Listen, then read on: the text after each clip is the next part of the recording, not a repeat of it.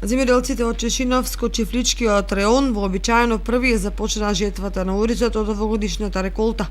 Комбајнерите ги ожнеа првите површини, од кои се добиени 550 кг просечни приноси по декар. Идеалните временски услови овозможуваат квалитетна и ефикасна жетва, која е предуслов за навремено собирање на родот.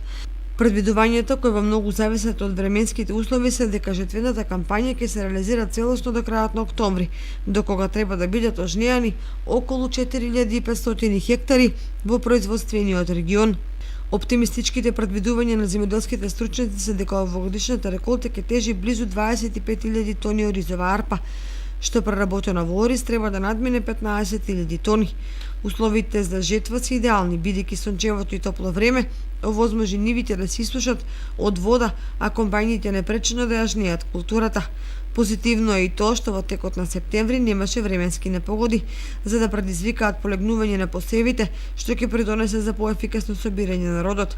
Во делот на откупот за сега нема никакви најави со каква динамика ќе се одвива, ниту по кои цени. Земјоделците очекуваат благо зголемување како резултат на мошне добриот квалитет, меѓутоа откупувачите се држат резервирано.